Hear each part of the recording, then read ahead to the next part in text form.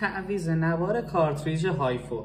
توی هایفوهای اولترامیج و 7 بعدی بعد از اینکه می‌بینیم حالا کارتریج اون اتفاقی که براش افتاده آب داخل کارتریج کم شده، احتمال اینکه باعث سوختن پیزو بشه و یه هزینه هنگفت روی دست ما بذاره هست. برچسب رو کاملا از روی کارتریج برمی‌داریم.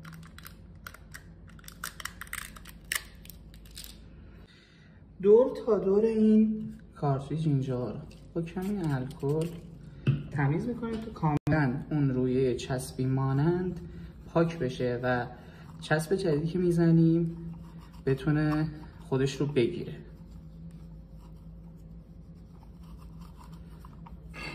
داخل کارتریج حتما از آب مقطر استفاده بشه تا سولفات نزنه و باعث خراب شدن کارتریج نشه.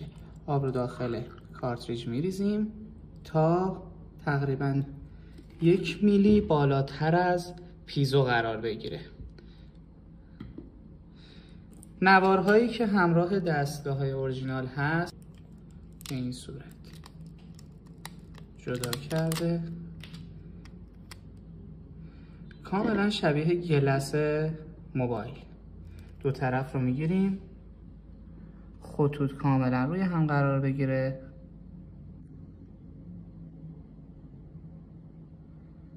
کشیده شده، این کار کاملا تمیز در میاد. به این صورت شما نوار کارتریج رو جدا کردین و روی خودش چسبوندین.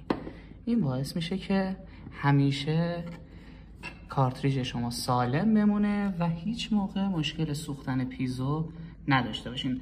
کم بودن آب کارتریج علاوه بر این که باعث ضرر به خود دستگاه و کارتریج و هندپیس میشه، ممکنه باعث سوزوندن صورت خود کلاینتتون هم بشه.